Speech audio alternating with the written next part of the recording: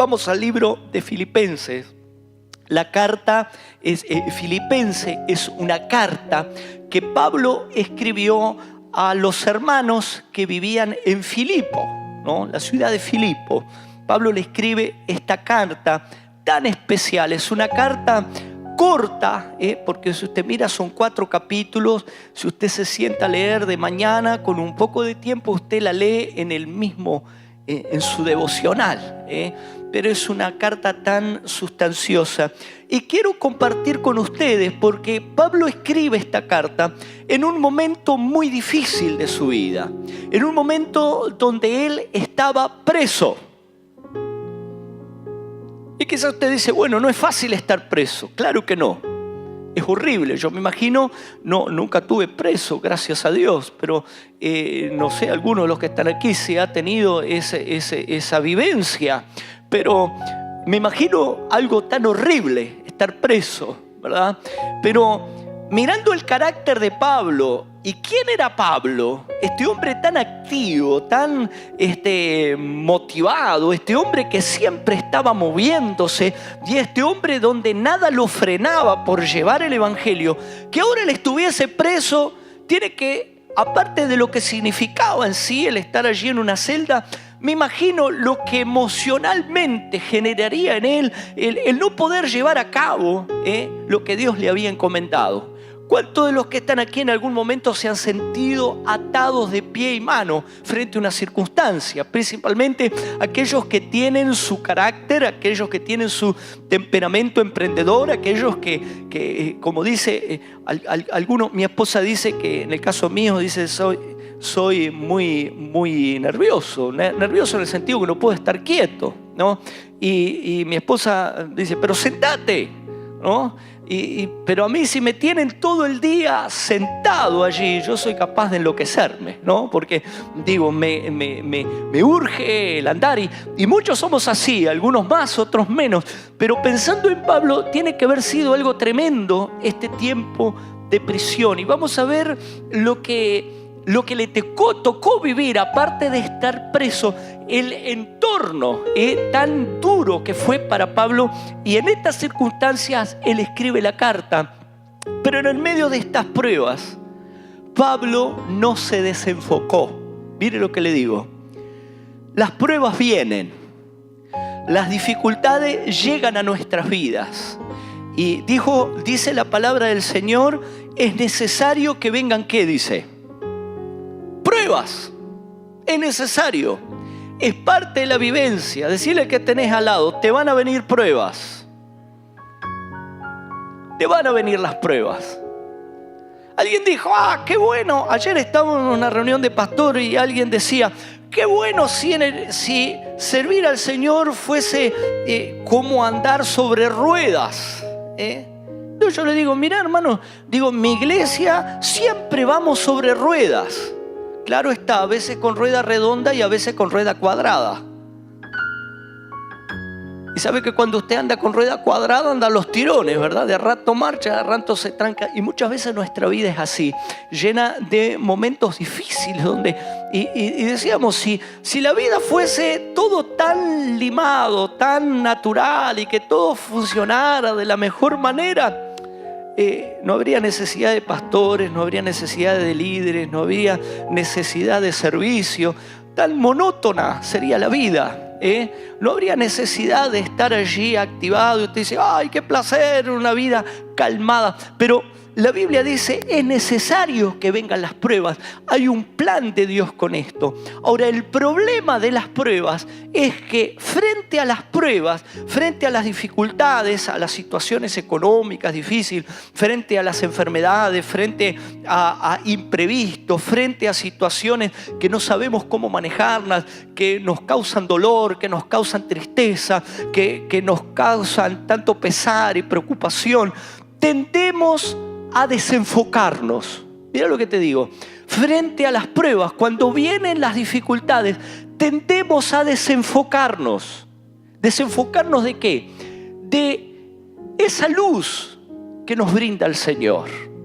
Tendemos a desenfocarnos de lo que Dios espera de nosotros, de ese caminar con el Señor. Nos desenfocamos. El enemigo muchas veces se aprovecha de estas cosas. ¿Y qué quiero con este mensaje? ¿Por qué quiero compartir esta palabra? ¿Por qué Dios ha puesto esto en mi corazón? Porque sé que muchos de los que están aquí en esta mañana están atravesando pruebas. Están atravesando situaciones adversas, están atravesando situaciones en las cuales se siente atado de pie y mano sin poder tomar decisiones, sin poder cambiar esa situación. Y por allí su fe ha sido afectada, quizás su entusiasmo, su deseo de servir al Señor se ve afectado. Usted ya no se siente el mismo. Usted ya no se siente con la misma fuerza. Usted ya no se siente con el mismo entusiasmo que de pronto un par de meses atrás usted tenía para servir al Señor. Pero quiero decirte en esta mañana, el deseo de Dios es que tú crezcas a través de esa prueba y que en el medio de esa prueba puedas aprender a mantenerte enfocado, puedas aprender a mantenerte erguido y levantado, en pie, frente a esta circunstancia. Y quizás usted dice, bueno, pero ¿cómo lo puedo lograr esto? Vamos a ver lo que hizo Pablo. ¿Qué cosas en la vida de Pablo fueron tan fundamentales y que lo mantuvieron en pie para él seguir adelante? Amén. Vamos a la palabra de Dios. En Filipenses capítulo 1, versículo 12. ¿Lo tienen? Filipenses 1, 12. Gloria a Dios. Vamos a leerlo. Dice: quiero que sepáis, hermanos, que las cosas que me han sucedido, ¿qué dice? Digámoslo juntos, han redundado más bien para el progreso del Evangelio. De tal manera que mis prisiones se han hecho patentes en Cristo en todo el pretorio y a todos los demás. Y la mayoría de los hermanos, cobrando ánimo en el Señor con mis prisiones, se atreven mucho más a hablar la palabra sin temor. Algunos, a la verdad, predican a Cristo, dice, ¿por qué? Por envidia y contienda. Pero otros, dice, de buena voluntad. Y mira cómo sigue. Los unos anuncian a Cristo por contención, no sinceramente. Y mire lo que dice Pablo: pensando añadir aflicción a mis prisiones. Pero los otros por amor, sabiendo que estoy puesto para la defensa del Evangelio. ¿Qué pues? Que no obstante, de todas maneras, o por pretexto o por verdad, ¿qué dice? Cristo es anunciado, y en esto, ¿qué dice? Me gozo y me gozaré aún. ¿Cuántos pueden gozarse y decir, me voy a gozar aún en el medio de mis pruebas? Quizás todavía no puedes decir esto, pero vas a ver que luego de este mensaje, de esta palabra, si tú la entiendes y la recibes con el corazón, vas a poder disfrutar de ese gozo del Señor. Dice el versículo 19, porque sé que por vuestra, ¿qué? Oración y la suministración del Espíritu de Jesucristo, esto resultará en mi liberación, conforme a mi anhelo y esperanza de que en nada seré avergonzado. Antes bien, con toda confianza, como siempre, ahora también será magnificado Cristo en mi cuerpo, o por vida o por muerte. Porque para mí, ¿qué dice? El vivir es Cristo y el morir es ganancia. Mas si el vivir en la carne resulta para mí en beneficio de la obra, no sé entonces qué escoger, porque de ambas cosas estoy puesto en estrecho, teniendo deseo de partir y estar con Cristo, lo cual es muchísimo mejor. Pero quedarme en la carne es más necesario por causa de vosotros, y confiando en esto, sé que quedaré, que aún permaneceré con todos vosotros, para vuestro, ¿qué? Dice, provecho y gozo de la fe, para que abunde vuestra gloria de mí en Cristo Jesús, por mi presencia otra vez entre vosotros. Solamente que os comportéis como es digno del Evangelio de Cristo, para para que, o sea que vaya a veros o que esté ausente, oiga de vosotros que estáis como firmes en un mismo espíritu, combatiendo unánimes por la fe del Evangelio, y al nada intimidados por los que se oponen, que para ellos ciertamente es indicio de perdición, mas para vosotros es salvación, y esto de Dios. Como decía recién, Pablo estaba preso. Y cuando leemos esta epístola nos damos cuenta que no solamente sentía la presión de lo que era estar en una celda, de lo que estar cada poco frente a los tribunales allí, tratando de defender su causa, lo estresante que es una situación así. Yo creo que los que han tenido que ir a corte saben el estrés que es presentarse allí frente a una corte y tratar de defender su causa. Sumado a todo esto, todavía, dice Pablo, había quienes trataban de añadir dolor y aflicción a sus prisiones. Y no estamos hablando de gente de afuera, sino propia gente de la iglesia mismo, creyentes, líderes, que trataban, dice, de añadir dolor a lo que estaba pasando. Dígame si a veces no nos pasa así. Parece que hay gente que en vez de ayudarnos, en vez de estar dándonos un ánimo, en vez de por allí sostenernos, a veces los que están más cerca de nosotros, de los que esperamos que nos ayuden, de los que esperamos que nos den aliento, nos den ánimo, parece que aprovechan de la situación para darnos un santanazo, y hacer que usted y yo, ¿verdad? Nosotros, uno que está en prueba, sufra mucho más en la situación. ¿Por qué Pablo decía esto? Porque, mire, dice Pablo que había quienes allí estaban aprovechándose de esta situación para dañar su ministerio, para, diríamos, tomar ventaja sobre Pablo. ¿De qué forma? Pablo era un líder. Pablo era un predicador. Pablo era alguien que estaba activo en el servicio al Señor. Pero había quienes querían ocupar su lugar, tomar de alguna manera, arrebatar su lugar en el liderazgo. Entonces dice, aprovechando que ahora estaba Pablo preso, estaban tratando de ir entre la gente, entre los hermanos, tratando de alguna manera de desacreditar a Pablo y sacar algún provecho, alguna ventaja, y de alguna manera política barata, por así decirlo, ¿verdad? Mientras que habían otros hermanos, dice que sus prisiones, la prisión de Pablo los motivaba mucho más a predicar. Y uno dice, ¿cómo que las prisiones, el hecho de que Pablo estuviera preso, motivar a alguien a predicar? Yo creo que si usted sabe de que alguien ha sido puesto preso por las autoridades por predicar, usted dice, bueno, esto en vez de motivarme, esto me asusta, ¿no? Cuando uno lee fríamente este pasaje, dice, ¿de qué manera alguien se puede haber motivado? Pero los verdaderos creyentes, los que amaban la obra de Dios, los que valoraban esa tarea tan magnífica que hacía Pablo de llevar el Evangelio, que conocían los planes, que conocían los propósitos que tenía Pablo de ir a un lugar, ir a otro, y que sabían los planes y podríamos decir la agenda de Pablo, y que veían que ahora Pablo estaba preso, no podía ir a cumplir y desarrollar esa agenda. Estos hermanos habían tomado el lugar de Pablo en el buen sentido, diciendo, nuestro hermano Pablo está preso, nuestro hermano Pablo allí no puede seguir la obra, entonces somos nosotros los que tenemos que tomar cartas en el asunto y vamos a predicar y vamos a llevar el Evangelio y vamos a impartir gozo a nuestro hermano Pablo, diciendo, hermano, aunque estás preso, aunque no pudiste llegar a tal lugar, con el Evangelio queremos que sepa que nosotros estamos yendo, nosotros estamos predicando, nosotros estamos llevando adelante ese Evangelio. ¿Entendemos esto?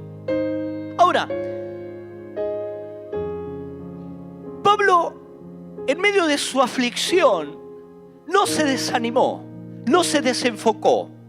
Y hay tres cosas que veo aquí que Pablo tenía bien claro. Pablo no perdió de vista tres cosas muy importantes. Y yo creo que estas tres cosas son muy importantes también para tu vida. es no perder de vista estas tres cosas. Cuando tú quieres llegar a un puerto, cuando tú quieres llegar a un objetivo, cuando tú quieres llegar a una meta, es importante no desenfocarte, sino tomar algo como referencia. Alguien que está arando, ¿verdad? Y que tiene que llevar la línea del surco, dice, él no puede estar mirando el surco y las piedras que allí hay en el camino, porque su trabajo se tuerce, ¿verdad? Pero ¿qué hace el que ara? Dice, más allá de las piedras que pueden haber, él siempre tiene su mirada allá donde él quiere llegar. Hay una referencia allá adelante, y él mirando esa referencia, él avanza, no pierde de vista aquel punto. A eso me refiero. Hay tres cosas que no podemos perder de vista si queremos mantenernos enfocados. La primera de ellas es el propósito supremo de Dios para nuestra vida. ¿Cuántos creen que Dios tiene un propósito supremo para su vida? Muy poco amén, ¿no? Pero si hacemos un poquito de memoria, los que estuvieron al comienzo del año, en el mes de enero, estuvimos predicando un tiempo, algunos días, hablando que Dios es un Dios de generaciones. ¿Se acuerdan de esto? Decíamos Dios de Abraham, Dios de Isaac y Dios de Jacob. Estábamos hablando que Dios es un Dios de generaciones. ¿Qué quería decir esto? Que cuando Dios te llama, cuando tú tienes un encuentro personal con Jesucristo, Dios hace una obra personal en tu vida, te salva, te transforma, te da una perspectiva diferente de vida, te das cuenta que Dios tiene un plan con tu vida, pero el plan de Dios no se limita a ti. Si no, dice la Biblia que el plan de Dios es bendecir tu descendencia. Así que quiero decir que cuando tú te entregas al Señor de corazón, cuando tú abres el corazón para Dios, te entregas a Dios, comienzas a caminar con Dios, Dios no solamente tiene intenciones contigo, el plan de Dios es mucho más amplio. No se limita solo a ti, sino que Dios quiere continuar con tus hijos, Dios quiere continuar con tus nietos. ¿Cuántos de los que están aquí tienen padres y madres creyentes? Levante la mano. ¿Cuántos de los que están aquí tuvieron abuelos o tienen abuelos creyentes? Levante la mano. ¿Cuántos tuvieron bisabuelos creyentes? Cada vez se achica más el número. Y quizás muchos de los que están aquí dicen, pastor, pero yo soy el primero aquí de mi familia. Bueno, qué bendición, porque a partir de ti comienza una nueva etapa para toda tu familia. Tú eres, vamos a decir, el pionero de la bendición de Dios. A partir de ti comienzas a trazar un camino para tu descendencia. A partir de ti viene bendición no solo para ti, sino el plan de Dios, como decíamos, es con tus hijos y con tus nietos. Yo creo que de todos los que hemos levantado la mano diciendo, tenemos padres creyentes, hemos recibido el beneficio de esos padres creyentes. ¿Cuántos de los que tienen padre o madre creyentes pueden decir, yo recibí beneficio de esto? Quizás muchos de los que están aquí en algún momento de su vida anduvieron perdidos, pero la oración de su papá, la oración de su mamá, esa intervención día a día, esa constancia de esa madre, ese padre orando y clamando al Señor, llegado el momento, usted volvió al Señor.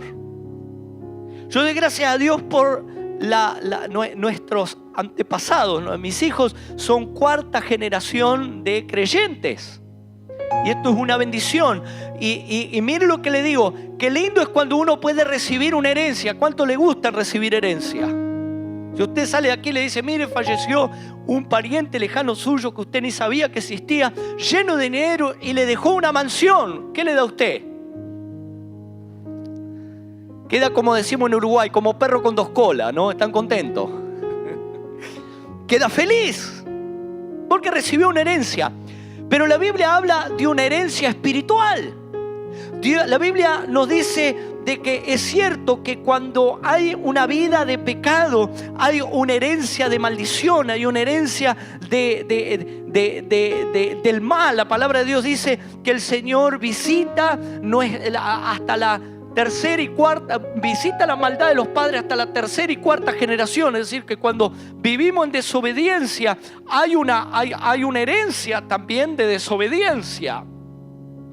Pero cuando hay una herencia de fe, cuando padres y madres y abuelos beben la fe, transmiten esa fe. Cuando Pablo le habla a Timoteo, le dice que habla de la fe que estaba en Timoteo, pero que había habitado en su madre y también en su abuela.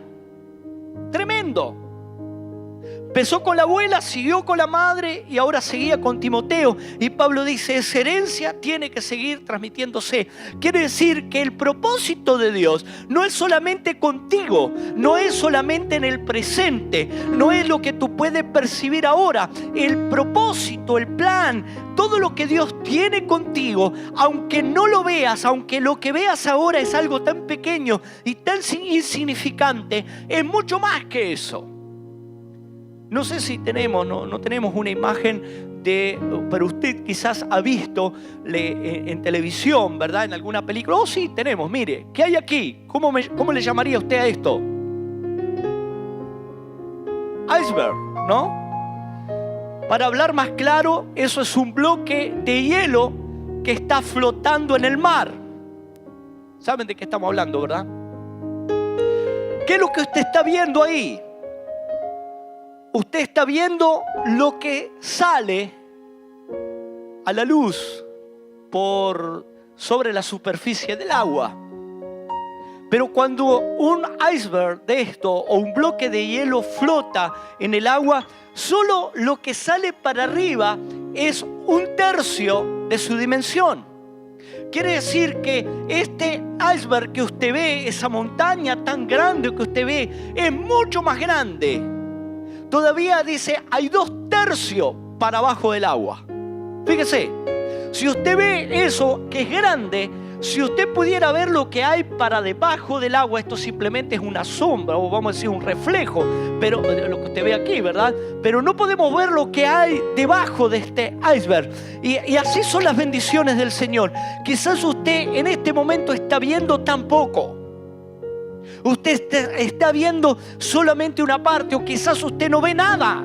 Frente a la prueba, frente a la circunstancia, usted no está viendo el cuadro completo de lo que Dios tiene para su vida. Pero el hecho de que usted no lo vea, el hecho de que usted no lo perciba, no quita que esto sea cierto y es verdad. Porque la palabra de Dios dice, cree en el Señor Jesucristo y serás salvo tú y tu casa. Hay promesas de Dios que quizás en el medio de la prueba, en el medio de la dificultad no la vemos, pero son reales.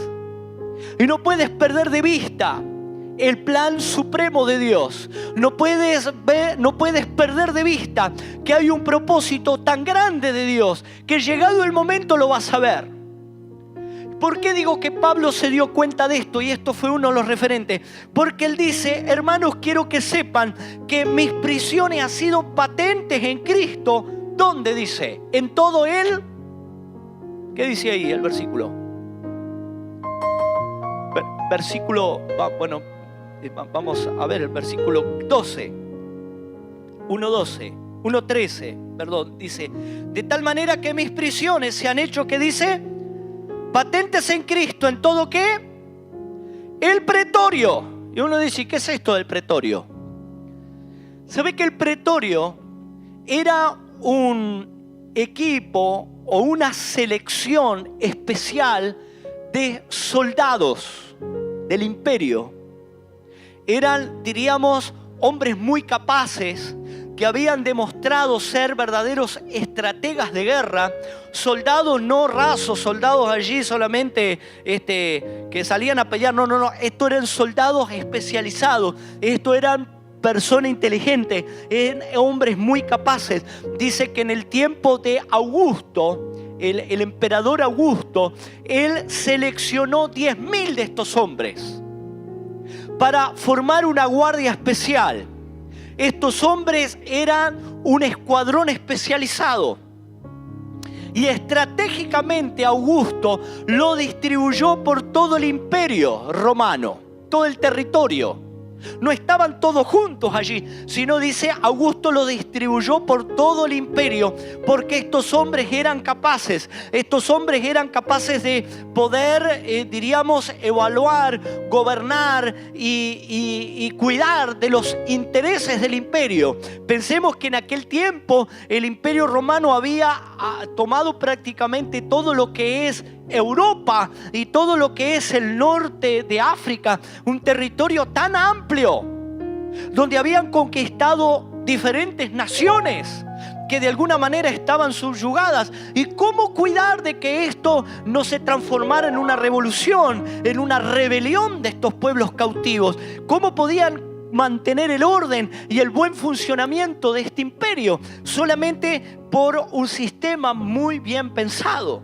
En un tiempo donde no había teléfono, donde no había internet, donde no había aviones para volar rápidamente. Eran épocas muy distintas a las de ahora. Pero dice la historia que este emperador Augusto seleccionó esos 10.000 soldados especializados. Pero pasado el tiempo viene otro emperador llamado Tiberio. Y Tiberio lo que hizo fue juntar todos estos 10.000 hombres y los hizo residentes en Roma. Y les pagaba un sueldo equivalente a lo que hoy sería 135 euros por mes. Y usted dice, pero no le pagaban nada. Pero hay que evaluarlo desde la perspectiva que el salario era de 5 centavos. El salario del día era 5 centavos. Ahora se da cuenta lo que ganaba esta gente. Mientras que otros ganaban 5 centavos, ellos ganaban 135 euros y estaban todos en Roma. Había un contingente. Otro emperador que siguió después de ellos, transformó este grupo, en vez de 10.000, los transformó en 16.000 personas. Ahora, ¿por qué estoy diciendo todo esto? Porque esto que parecía tan productivo, ahora al estar ellos todos en Roma, pasó a ser algo contraproducente para el emperador. El emperador lo juntó en Roma tratando de hacer una corte que lo protegiera. Pero al fin y al cabo todo este montón de estrategas, todo este montón de gente tan capaces allí en el imperio, se transformaron en, de alguna manera, los gobernantes del imperio. Ya no era el emperador. Cuando había que elegir un emperador, ya este contingente lo elegía. Este contingente era el que tomaba las decisiones. En otras palabras, en el tiempo de Pablo, esta casta era una casta tan elevada, dueños del imperio, que no había con qué entrarles. No había cómo evangelizarles, no había cómo llegar a ellos, porque vivían tan allá arriba, tan lejanos al resto del pueblo, manejaban todas las cosas de tal manera que eran casi inaccesibles. Pero Pablo decía, pero me doy cuenta que estas cadenas me dan la oportunidad de llevarle el evangelio a esta gente. Pablo, cuando iba frente a las autoridades, frente a los tribunales, allí estaba este contingente, este pretorio, allí estaba esta gente que de otra manera jamás hubiesen escuchado el evangelio. Y Pablo pudo darse cuenta que la prueba que él estaba enfrentando, que las cadenas que estaban sobre sus manos, en sus pies, en otras palabras, había un plan y había un propósito para la extensión del reino de Dios. Y quizás usted dice, ¿qué tiene que ver esto conmigo? Quizás en este momento no te das cuenta cuál es el plan supremo de Dios por el cual estás pasando esta prueba. No puedes entender por qué estas cadenas o esta carga, esta enfermedad, esta lucha, esta escasez, estos problemas han venido sobre mi vida y no le encuentro propósito alguno. Pero quiero que sepas, hay un propósito de Dios para tu vida.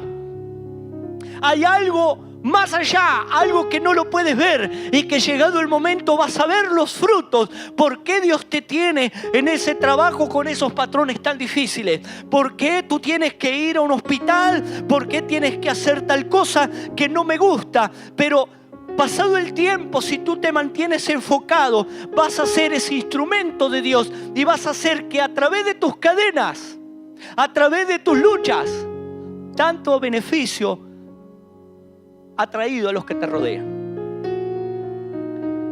Recuerdo una vez en Uruguay había una anciana que siempre estaba testificando a su familia y hablando del Señor. Y esta hermana cayó muy enferma. Y fue un momento muy difícil. Pero por esa enfermedad de esta hermana, sus nietos, que hacía mucho tiempo la hermana había estado testificando y hablando y tratando que vinieran al Señor, pero su enfermedad, su crisis, hizo que sus hijos se conmovieran y sus nietos se conmovieran y vinieran a la casa del Señor. Y quizás, como digo, no entendemos en este momento, pero Pablo dice: ahora me entro a dar cuenta del plan supremo de Dios. Y me doy cuenta que yo pensé que mis cadenas eran un estorbo para que el reino de Dios se extendieran. Pero me doy cuenta que aquellos que buscan mi mal, aquellos que buscan mi angustia, no se dan cuenta, me están favoreciendo. Porque por pretexto, por hacerme la guerra, por tratar de ganar el corazón de otros, en lugar de que sea yo, ellos están yendo a predicar el evangelio, tratando de añadir angustia a mis prisiones. Y otros hermanos que se dan cuenta que yo no puedo hacer la tarea, pero ellos dicen: nosotros vamos a ir, vamos a respaldar a nuestro hermano, vamos a hacer la tarea que Pablo no puede ahora. Y dice Pablo: se ha motivado un montón de gente. A veces pasan cosas en nuestras vidas que no sabemos el por qué, pero es la oportunidad de que Dios da para que otras personas se motiven.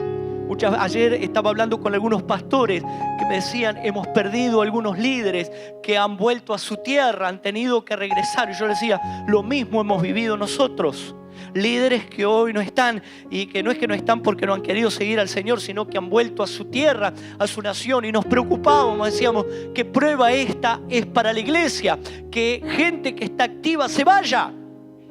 Pero cuando uno mira los resultados, hemos visto que varios hermanos dicen: pues ahora no está fulano, vamos nosotros a tomar su lugar, vamos nosotros a trabajar. Esto no puede parar, estos grupos no pueden fallar, este servicio del ministerio no puede parar. Y qué bueno, porque Dios a través de esas pruebas motiva un montón. Así lo hace Dios. Entonces es tan importante que en el medio de las pruebas puedas ver como Pablo, no pierdas de vista el propósito mayor de Dios. Que Dios, a través de toda esta tormenta, a través de todo este gran tormenta que no te deja ver el iceberg de la bendición, no te deja ver ese bloque de bendición, quizás está todo nublado en tu vida, no lo ves, pero por la fe míralo, por la fe confía, por la fe mantenerte erguido, enfocado. Hay una segunda cosa que a Pablo lo mantenía enfocado. Mire lo que dice en el versículo 19. ¿Lo tienen? 1:19. Dice: porque sé que por vuestra ¿qué? Oración en la suministración del Espíritu de Jesucristo, esto resultará en ¿qué dice? Mi liberación, conforme a mi anhelo, conforme a mi esperanza, de que en nada seré avergonzado. Antes bien, con toda confianza, como siempre, ahora también será magnificado Cristo en mí. Había algo de lo cual Pablo no perdía de vista, y es que la oración cambia las cosas. ¿Cuántos lo creen? Decirle al que tenés al lado: la oración cambia las cosas. Pablo estaba preso, Pablo no tenía posibilidades de libertad. Pablo estaba allí, quizás, como dice, hasta pensando que podían ejecutarlo, porque él mismo dice, quizás para vida, quizás para muerte. Pablo decía: yo no sé qué va a resultar de esta corte que tengo. Yo no sé si de esta corte voy a permanecer aquí o me van a matar. Algunos dicen: yo no sé si de esta corte voy a seguir en este lugar o me van a mandar para mi país, dicen los hispanos, ¿no? Muchos. Pero miren la situación de Pablo. Dice: yo no sé si en esta corte me van a dar la libertad o me van a ejecutar. Pero Pablo decía: por más difícil que es esta situación, yo sé que las oraciones de ustedes van a dar resultados. Yo sé que la oración del pueblo que está clamando va a hacer que suceda algo milagroso. De tal forma que Pablo dice: yo sé que todavía voy a estar entre vosotros. ¿Cuál era su confianza? Era en el poder de la oración. Si usted va al libro de Hechos capítulo 12, versículo 5, allí nos narra una historia extraordinaria también aquí, no de Pablo, sino de Pedro. Hechos capítulo 12, verso 5, dice, Hechos 12, 5, así que Pedro estaba, como dice, custodiado en la cárcel. Y si usted lee versículos anteriores, dice que habían 4 grupos de 4 soldados con varias puertas llenas de cerrojos. Habían cadenas en las manos de Pedro, cadenas en sus pies. Dice, así que Pedro estaba custodiado en la cárcel. Pero ¿qué dice? La iglesia, digamos juntos, la iglesia hacía sin cesar oración a Dios por él. No tenía nadie que abogara por él. No tenía un buen abogado que fuera allí y le sacara de prisión. No tenía ningún soldado conocido que por allí pudiera darle una manito y postergar un poco más esta situación. Dice la Escritura que Herodes se había levantado contra la iglesia. Ya había dado muerte a Jacobo, el pastor de la iglesia, y ahora había puesto preso a Pablo y al otro día a Pedro, y al otro día lo iban a ejecutar. Al otro día lo iban a matar. Ya sentencia había sido dada. Ya no había más corte aquí con el tema de Pedro. Lo único que quedaba que era la oración del pueblo de Dios. Y mientras que Pedro estaba allí en la cárcel, a medianoche el pueblo, la iglesia del Señor en la casa estaban orando, clamando, pidiendo por la liberación de Dios sobre Pedro. Y si usted sigue leyendo la historia, dice que a la medianoche se vino como una situación allí que Pedro se despierta, siente que alguien le toca en el hombro y mira y ve a alguien y dice, era un ángel del Señor. Y dice, y en el momento se le cayeron las cadenas de sus manos, se cayeron las cadenas de sus pies, y él se ve y dice, ¿y esto qué es? Y el ángel le dice, Pedro, vístete, vamos, ponte tu capote. Y allí Pedro se viste como para abrigarse. Dice, vení conmigo. Y cuando salen caminando, dice, las puertas, los primeros cerrojos de la cárcel, portones, se abren. Pasa los siguientes, se abren. Pasa el tercer grupo de, vamos a decir, serie de portones, se abre. Y dice, y se abre el cuarto portón, el que daba a la calle, y sale a la calle. Y cuando Pedro se da cuenta que está en la calle, dice, pero realmente estoy libre. Pensé que lo que estaba viendo era una visión. Pensé que lo que estaba viendo era un sueño. Pero era realidad. Milagrosamente Dios lo había sacado de aquella situación. ¿Por qué razón? Había una iglesia que clamaba a Dios. Había una iglesia que oraba. Había un grupo de creyentes que estaban creyendo en ese poder extraordinario. Estaban creyendo en esa herramienta poderosa que mueve la mano de Dios, que es la oración. Y llega Pedro a la casa y golpea. Y una muchacha que estaba allí entre todos los que estaban orando, mira, cerró la ventana de apuro. Un fantasma. Y dice, ¿quién era? Y a ella no le saldría palabra, ¿no? Dice, es el fantasma de Pedro. ¿Cómo que el fantasma de Pedro? Sí, porque no puede ser Pedro, él está preso. Pero cuando abre la puerta, Pedro dice, soy yo, sí, no se asusten. Y les contó lo que había sucedido. Y los hermanos casi que no podían creer, me imagino, tocándole, ay Pedro, no te puedo creer que estás libre. Hermano, no pierdas la fe en el poder de la oración. Si estás en el medio de la crisis, estás en el medio de la prueba, estás en el medio del dolor, estás en el medio de la lucha, hay un poder poderoso y es el de la oración. Y aférrate a la iglesia, aférrate al cuerpo de Cristo. Haz notorio, haz saber de tu necesidad. Y hay hermanos que están orando por ti, hay un pueblo que está clamando por ti. Y tú has de salir en victoria. Aunque esas cadenas sean tan intensas. Aunque esas prisiones sean tan difíciles, aunque la crisis en tu hogar sea tan grande, aunque la escasez sea tan intensa, aunque la situación tuya esté tan enredada, tan difícil, hay algo que Dios sí lo puede hacer. Es algo que, aunque no está al alcance de otros, está al alcance de Dios si hay gente que ora y clama por ti. Y quiero que sepas, si estás aquí en Trinidad, hay hermanos que oran y claman por ti y piden por ti. Y hay una última cosa de la cual se aferró Pablo. Dice Pablo, volviendo a Filipenses, capítulo 21, dice: porque para mí el vivir es Cristo y el morir es ganancia. Mas si el vivir en la carne resulta para mí en beneficio de la obra, no sé entonces qué escoger. Porque de ambas cosas estoy puesto en estrecho, teniendo deseo de partir y estar con Cristo, lo cual es muchísimo mejor. Pero quedar en la carne es más necesario por causa de vosotros. Y confiando en esto, dice Pablo, sé que quedaré, que aún permaneceré con todos vosotros. ¿Para qué? Para vuestro provecho y gozo de la fe. Para que abunde vuestra gloria de mí en Cristo Jesús, en mi presencia otra vez entre vosotros. ¿Qué estaba diciendo Pablo con esto? Si tengo que partir y irme con el Señor, es mucho mejor, decía él, porque estoy en la misma presencia de Dios.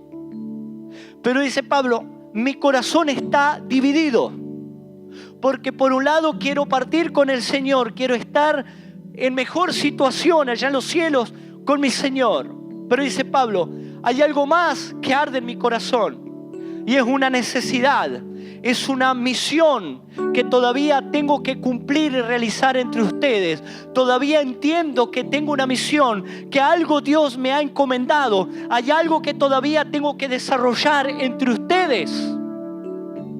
En otras palabras, la crisis, la prueba, no borró del corazón de Pablo la realidad de que tenía una misión que cumplir. Decirle que tenés al lado, tenés una misión que cumplir. Decirle más claro, tenés un servicio que hacer. Decirle mejor todavía, tenés que servir al Señor.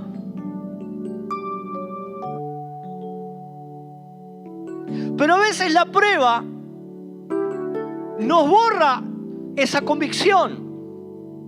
Un mes atrás estábamos sirviendo al Señor gozosos, cumpliendo, pero por allí viene una tormenta, vino un problema en tu casa, vino un problema en tu familia, una situación, el enemigo te agobió. Y en lugar de seguir sirviendo, hiciste la de Elías. ¿Sabe lo que hizo Elías? Después que hizo descender fuego del cielo, después que hizo aquel milagro tremendo, pero vio que Jezabel lo buscaba para matar. ¿Qué hizo Elías? Salió huyendo y se metió dentro de una cueva. Y si usted va al libro de Primera de Reyes, capítulo 19, versículo 9, allí no vamos a leer todo el pasaje, pero usted en su casa puede leerlo. Primera de Reyes, capítulo 19, versículo 9, dice que, y allí se metió, dice Elías, en una cueva, donde pasó la noche. Y vino a él palabra de Jehová, el cual le dijo: ¿qué haces aquí, Elías? ¿Y qué dice? Pues Señor, tú sabes el vivo anhelo y deseo de servirte que tenía. Y sabes, Señor, pero también que se ha levantado Jezabel y barrió con todos los profetas, y el único que me quedo vivo soy yo, y me andan buscando para matarme. Así que aquí tengo razón suficiente para estar en esta cueva y no sé qué voy a hacer. Y no espere de mí que siga sirviendo. ¿Y qué le dijo el Señor a Elías? Sigue leyendo. Capítulo 19.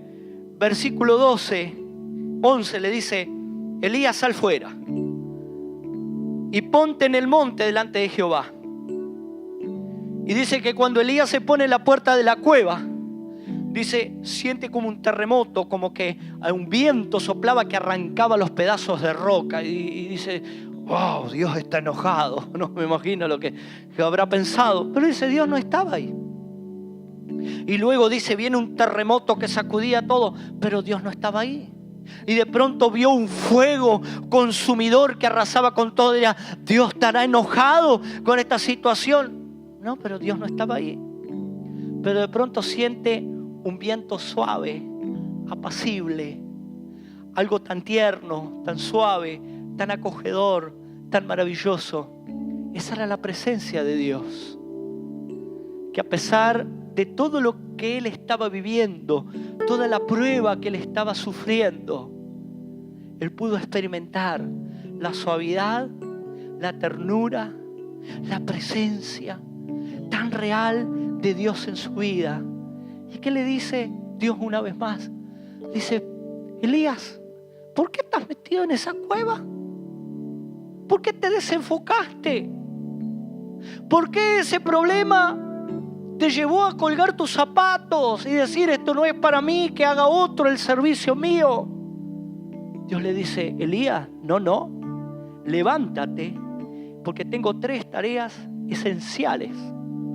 Y quiero decirte, fueron 3 cosas que marcaron la historia de Israel.